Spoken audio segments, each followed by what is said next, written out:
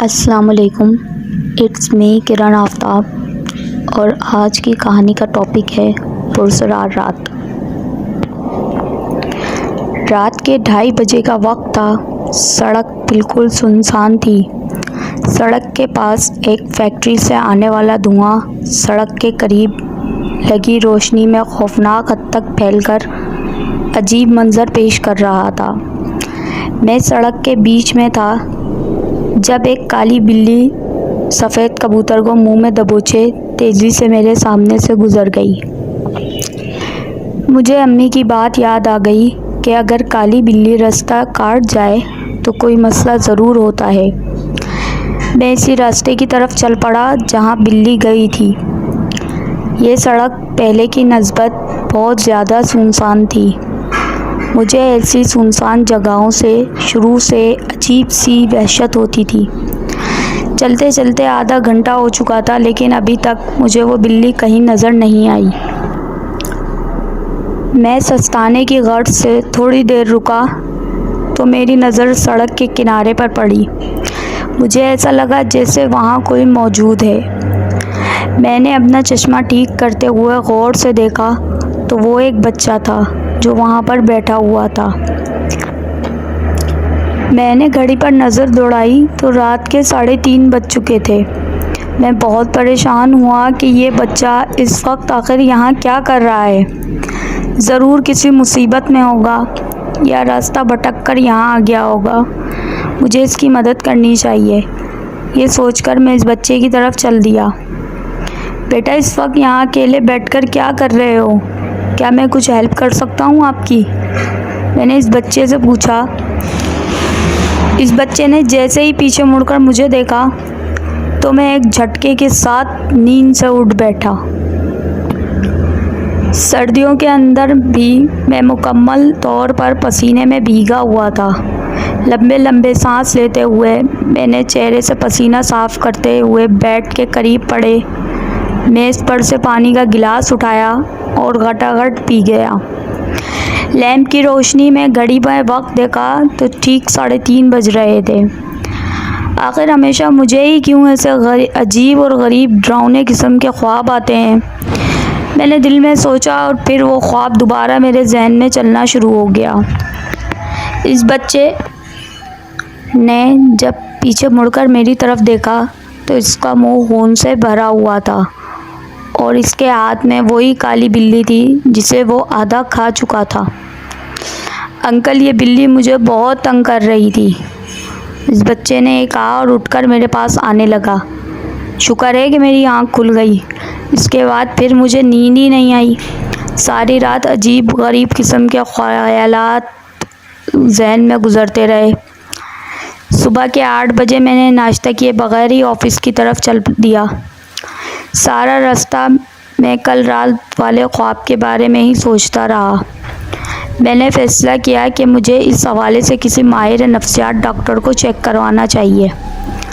Office پہنچتے ہی میں نے خود کو مصروف رکھنے کے لیے گزشتہ 1 ہفتوں سے پینڈنگ پر پڑی تمام فائلز منگوا لیں۔ کافی کا مگ ہاتھ میں لیے ہوئے میں غور سے فائل پڑھ رہا تھا جب میری اسسٹنٹ عالیہ اجازت لے کر کمرے میں داخل ہوئی۔ سر، یہ مزید کچھ فائلز ہیں جو آپ نے منگوائی تھیں۔ چلے ٹھیک ہے، آپ انہیں ٹیبل پر رکھ دیں، میں دیکھ لوں گا۔ عالیہ کی طرف دیکھے بغیر میں نے فائل کا صفحہ پلٹتے ہوئے جواب دیا۔ عالیہ نے فائلز ٹیبل پر رکھ دی۔ اچھا عالیہ۔ کچھ یاد آنے پر میں نے عالیہ کو بلایا تو میری نظر اس بچے کے پر پڑی جو اس کے ساتھ ہی کھڑا تھا۔ یہ وہی بچہ تھا جسے کل رات میں نے خواب میں دیکھا تھا۔ میری بات ادھوری رہ گئی اور کافی کا مگ میرے ہاتھ سے گرتے گرتے بچا۔ میں شدید خوف کے عالم میں اس بچے کو دیکھ رہا تھا۔ مجھے ایسا لگ رہا تھا جیسے وہ مجھے دیکھ کر ہنس رہا ہو۔ اس سے پہلے کہ میں کچھ کہتا، عالیہ بول پڑی۔ سر، یہ میرا بھتیجا مانی ہے۔ اس کے پیرنٹس 2 سال پہلے ایک ایکسیڈنٹ میں ڈیتھ کر گئے تو یہ میرے ساتھ ہی رہتا ہے۔ ہو سکتا ہے میرا وہم ہو یا مسلسل اس خواب کے بارے میں سوچنے کی وجہ سے مجھے یہ بچہ اس خواب والے بچے جیسا لگ رہا ہو۔ یہ سوچتے ہوئے میں نے اپنے خوف پر قابو پایا اور خود کو نارمل کیا۔ سر آپ نے کچھ کہنا تھا؟ عالیہ نے مجھ سے پوچھا۔ نہیں آپ جا سکتی ہیں۔ میں مکمل طور پر کنفیوز ہو چکا تھا۔ اس کے جاتے ہی میں نے ٹائی کی ناٹ کو ڈھیلا کیا اور لمبی لمبی سانسیں لینا شروع کر دی۔ آخر یہ میرے ساتھ کیا ہو رہا ہے؟ یہ بچہ کیوں اس خواب والے بچے جیسا لگ رہا ہے؟ میں نے خود سے باتیں کرنا شروع کر دی۔ ہو سکتا ہے مجھے وہم کی بیماری لگ گئی ہو۔ نہیں مجھے اچھے سے یاد ہے کہ یہ خواب والا بچہ ہی ہے۔ میرے آفس کا دروازہ کھلا اور ایک ملازم اندر داخل ہوا۔ سر لنچ کا وقت ہو گیا ہے۔ آپ کا کھانا میں نے لگا دیا ہے۔ نہیں یار، آج میں کھانا نہیں کھاؤں گا، مجھے بس ایک کپ کافی لا دو۔ اس کے بعد مجھ سے کوشش کے باوجود آفس کا کوئی کام نہیں ہوا اور شام تک میں نے 4 کپ کافی کے پی لیے۔ 5 بجے گھر جانے کے لیے اپنے کمرے سے باہر نکلا تو عالیہ کے ساتھ وہی بچہ بیٹھا ہوا تھا۔ میں نے عالیہ سے کہا، میں کچھ دن آفس نہیں آؤں گا، آپ تمام فائلز شاکر کے ساتھ ہاتھوں میرے فلیٹ بھجوا دیجیے گا۔ میں نے اس بچے کی طرف دیکھتے ہوئے عالیہ سے کہا۔ اوہو مانی، یہ کیا کر دیا تم نے؟ بچے نے ایک کھلونے کے ساتھ کھیلتے ہوئے اچانک اس کی گردن توڑ ڈالی۔ پھپھو، یہ مجھے بہت تنگ کر رہا تھا، اس بچے نے میری طرف دیکھتے ہوئے عالیہ کو جواب دیا اور میں تھوک نگلتا ہوا جلدی وہاں سے چل پڑا۔ یہ کوئی اتفاق نہیں ہے، ضرور اس بچے کا میرے خواب سے کوئی نہ کوئی تعلق ہے، ورنہ ویسی ہی شکل، وہی جملہ۔ نہیں، یہ میرا وہم نہیں، کوئی مسئلہ تو ضرور ہے۔ میں نے لفٹ سے باہر نکلتے ہوئے پریشانی کے عالم میں سوچا اور گھر جانے کے بجائے سیدھا ایک ماہر نفسیات ڈاکٹر کے پاس پہنچ گیا اور اسے تمام واقعات مکمل تفصیل کے ساتھ سنائے۔ اس میں گھبرانے والی کوئی بات نہیں ہے، بعض دفعہ کام کی زیادتی، نیند پوری نہ ہونے کی وجہ سے یا کھانا وقت پر نہ کھانے یا کم کھانے سے بھی ایسا ہو جاتا ہے۔ تو آپ یہ سب جو کچھ بتا رہے ہیں ایسا ہو جاتا ہے۔ میں کچھ دوائیاں لکھ کر دے دیتا ہوں، یہ استعمال کریں، انشاءاللہ بالکل ٹھیک ہو جائیں گے۔ ڈاکٹر صاحب نے میری باتیں سننے کے بعد کہا اور دوائیاں لکھ دیں۔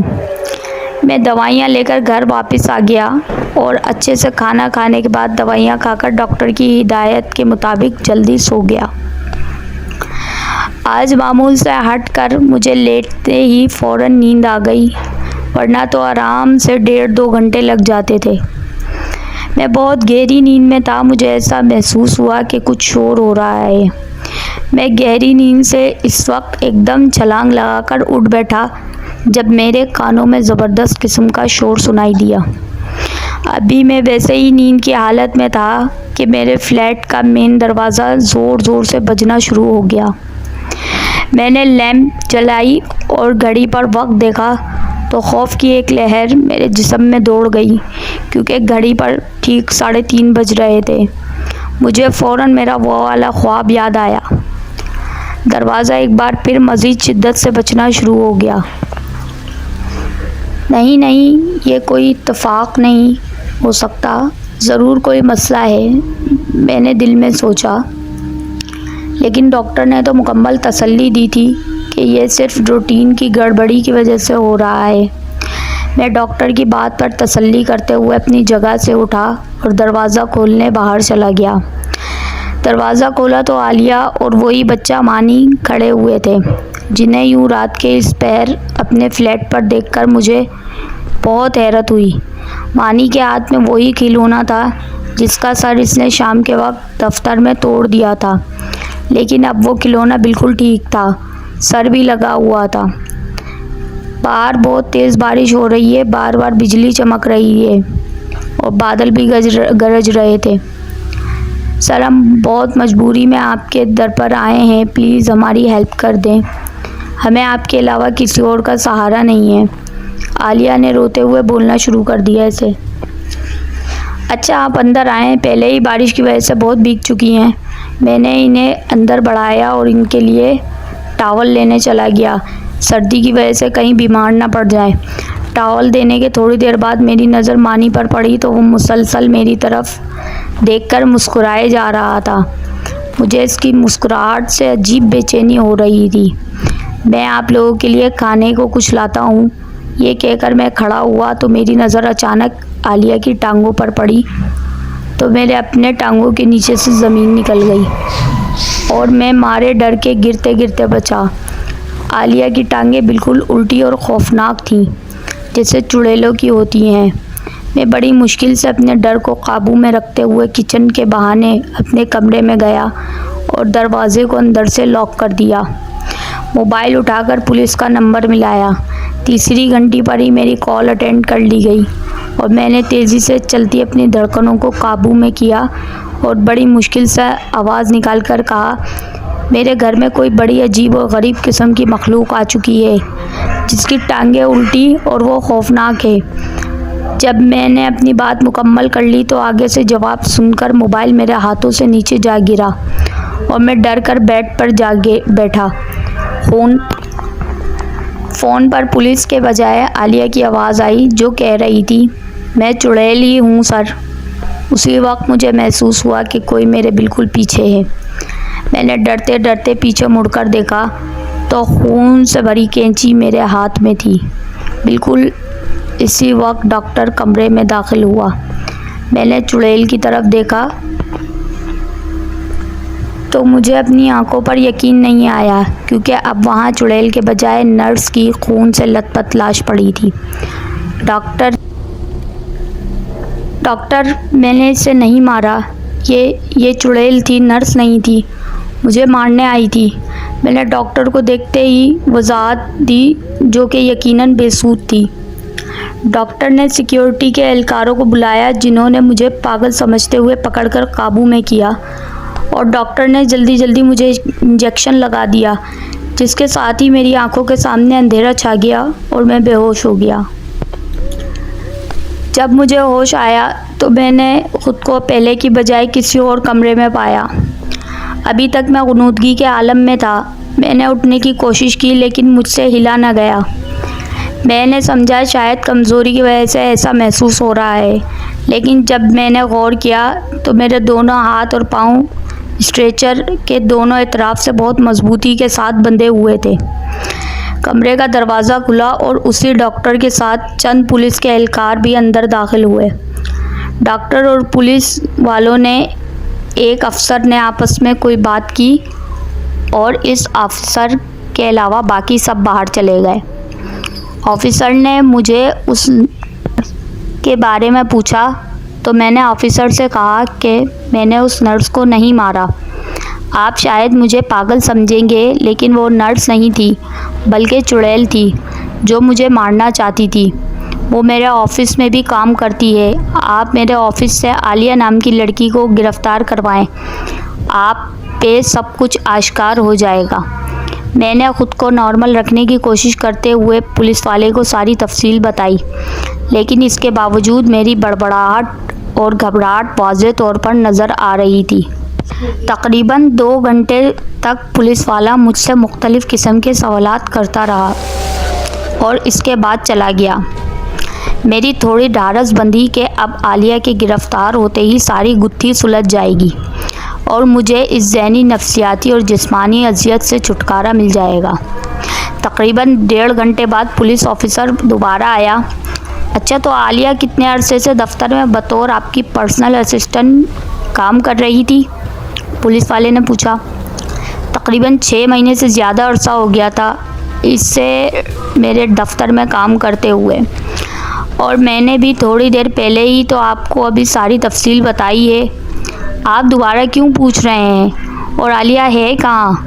میں نے پریشانی کے عالم میں پولیس آفیسر سے پوچھا۔ آپ خود پاگل ہیں یا ہمیں پاگل بنانے کی کوشش کر رہے ہیں؟ آفیسر مجھ پر چلایا۔ اب کی بار اس کے لہجے میں بہت کرختگی تھی۔ کیا مطلب آفیسر؟ میرا یہ مطلب ہے کہ آپ کے دفتر میں عالیہ نام کی کوئی بھی لڑکی کام نہیں کرتی اور آپ کے پرسنل اسسٹنٹ کی سیٹ بھی پچھلے 6 مہینے سے خالی ہے۔ نہ صرف یہ بلکہ آپ کے آفس کے اسٹاف کے مطابق آپ پچھلے کئی عرصے سے بہت عجیب و غریب قسم کی حرکتیں کر رہے ہیں۔ اپنے دفتر کے کمرے میں خود سے باتیں کرتے ہوئے پائے گئے ہیں، اسسٹنٹ کے ٹیبل پر روزانہ خود سے باتیں کرتے ہیں اور آپ کے دفتر کے گھر میں نشے کی گولیاں بھی پائی گئی ہیں۔ میں منہ کھولے سکتے کے عالم میں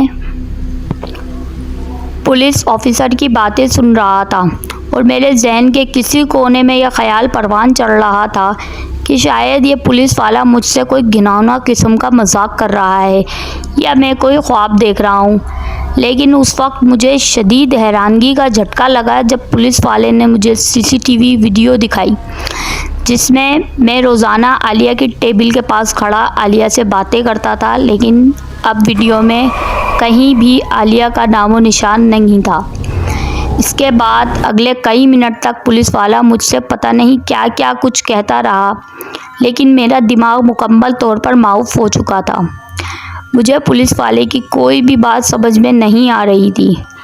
ایک مرتبہ پھر میری آنکھوں کے سامنے سب کچھ دھندلاہٹ ہو گیا اور تھوڑی ہی دیر میں ہر طرف تاریکی چھا گئی۔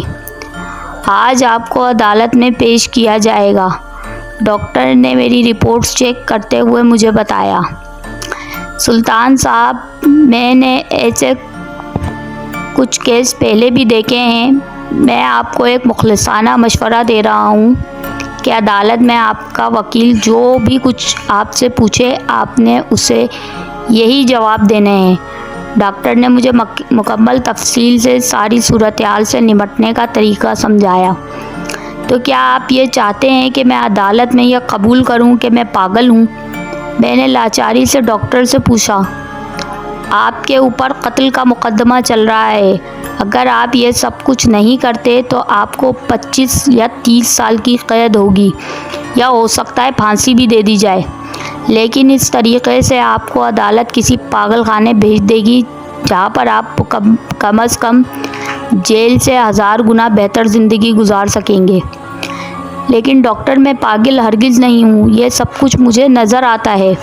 مجھے ایسے ڈراؤنے قسم کے خواب آتے ہیں، مجھے عجیب قسم کی چیزیں نظر آتی ہیں، میں نے ڈاکٹر کو روتے ہوئے بتایا۔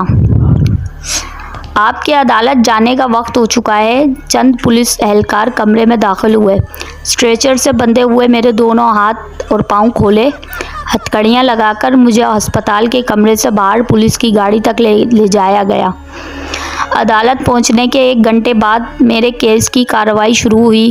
تمام جوابات میں نے اپنے وکیل کے کہنے کے مطابق دیے۔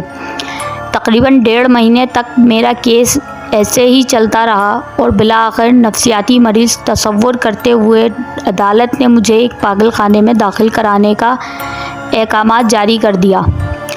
یہاں پر جلد ہی میں نے خود کو ماحول کے مطابق ڈھال لیا۔ اسی ڈاکٹر کو میں نے اپنا ذاتی ڈاکٹر بنا لیا جو ہر ہفتے مجھے باقاعدگی سے چیک کرنے آتا۔ اس کے مستقل علاج سے میری طبیعت اب پہلے سے بہت زیادہ بہتر ہو گئی تھی۔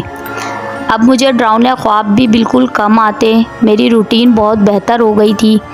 کھانا لینا، وقت پر کھانا کھانا، چند اپنے جیسے سمجھدار قسم کے پاگلوں سے دوستی بھی ہو گئی تھی جو پاگل تو نہیں تھے لیکن حالات کی ستم ظرفی اور لوگوں کی خود غرضیوں کی وجہ سے اس وقت پاگل خانے میں موجود تھے۔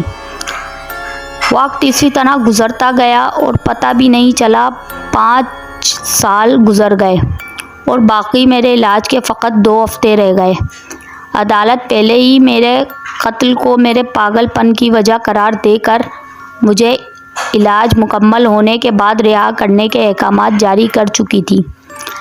اس 5 سال کے عرصے کے دوران میں نے اپنی زندگی میں بہت کچھ سیکھا۔ اپنے مشاہدات و تجربات کی بنیاد پر اپنے جیسے لوگوں کو ایسی مشکلات سے بچانے کے لیے میں نے ایک کتاب بھی مکمل کر لی تھی جسے اپنے رہا ہونے کے ساتھ ہی شائع کروانا تھا۔ آج اگر میں زندہ تھا تو اس کا سارا سہرا ڈاکٹر جمال کو جاتا تھا۔ جن کی حوصلہ افزائی اور مسلسل رہنمائی کی بدولت میں نے یہ کڑوا وقت بہت صبر کے ساتھ گزارا۔ میں اپنے دوستوں سے الوداعی ملاقات کر رہا تھا۔ وہ لوگ کہہ رہے تھے کہ اب باہر جاتے ہی ہمیں بھول جائیں گے نا۔ ہسپتال سے آج میرے جانے کا دن تھا۔ جہاں مجھے جانے کی خوشی تھی، وہیں ان چند دوستوں کی ان حالات میں ساتھ چھوڑنے کا بھی افسوس تھا، کیونکہ صرف میں ہی ان کے دکھ کو سمجھ سکتا تھا۔ میں نے خود سے وعدہ کیا کہ ہسپتال سے نکلتے ہی میں ان تمام لوگوں کے حق کے لیے، ان کی آزادی کے لیے لڑوں گا۔ ہسپتال کے پورے اسٹاف سے ملنے کے بعد میں جانے کے لیے سیڑھیوں کی طرف چل دیا۔ سیڑھیوں کے پاس پہنچ کر میں نے ایک دفعہ پھر تمام لوگوں کو پیچھے مڑ کر دیکھا اور فرط جذبات پر قابو نہ رکھتے ہوئے میرے آنسو بہنے لگے۔ میں نے جلدی سیڑھیوں کی طرف مڑا تو مجھے سامنے لگے شیشے سے باہر نیچے کی جانب کچھ شناسا سے چہرے نظر آئے۔ میں نے دوبارہ مڑ کر شیشے کی طرف دیکھا، گو کہ میں چوتھی منزل پر موجود تھا، لیکن اس کے باوجود باہر کھڑے چہرے پہچاننے میں مجھے 2 سیکنڈ بھی نہیں لگے۔ یکدم میرے چہرے کے تاثرات بدل گئے اور غصے سے میرا چہرہ لال ہو گیا اور میرا خون کھولنا شروع ہو گیا۔ باہر عالیہ اور اس کا وہی بھتیجا مانی کھڑا تھا۔ جیسے ہی میری نظر ان پر پڑی، وہ مجھے دیکھ رہے تھے جیسے میرا ہی انتظار کر رہے ہوں۔ انہیں دیکھتے ہی میرے سامنے میری زندگی کے پچھلے 5 سال کی بربادی کے سارے مناظر چلنے شروع ہو گئے۔ مجھے میری خوشیوں سے بھرپور زندگی سے عذابوں کے دلدل میں دھکیلنے والی ملزمہ میرے سامنے کھڑی تھی۔ میں نے اپنے غصے پر قابو نہ پاتے ہوئے فوراً سیڑھیوں کی طرف بھاگنا شروع کیا۔ مجھے یوں اچانک بھاگتا دیکھ کر ہسپتال کا عملہ بھی پریشان ہو کر میرے پیچھے بھاگنے لگا۔ عالیہ کو دیکھ کر میری آنکھوں میں خون اتر چکا تھا۔ میں بہت تیزی سے نیچے کی طرف بھاگ رہا تھا۔ دوسری منزل کی سیڑھیوں سے اترتے ہوئے اچانک میرا پیر پھسلا اور میں بہت بری طرح پھسلتے ہوئے سیڑھیوں کے سامنے لگے شیشے کو توڑتے ہوئے نیچے جا گرا۔ میں صحیح سلامت کھڑا تھا، لیکن نیچے زیر تعمیر عمارت کی بنیادوں میں پڑے سریوں کے اندر ایک لاش دھسی پڑی تھی۔ ایک سریا اس کی آنکھوں میں گھس چکا تھا، ایک کھوپڑی کے اندر، اور 5 سریے اس کے جسم کے باقی حصوں میں شامل ہو چکے تھے۔ یہ لاش میری ہی پڑی تھی اور زندگی سے ہمیشہ کے لیے آزادی حاصل کر کے پاس میری روح کھڑی تھی، جس کے اندر اب انسانیت نہیں تھی۔ وقت و جگہ کی قید سے آزاد ہو کر اب میری بھٹکتی ہوئی روح کا مقصد صرف اور صرف بربادی تھا۔ اب میں ہر جگہ ہر وقت موجود ہوں۔ جب آپ میری زندگی کا یہ اذیتوں بھرا واقعہ سنیں گے، میں اس وقت آپ ہی کے پاس، آپ کے ارد گرد کہیں موجود ہوگا۔ Please subscribe and like my videos. Thank you.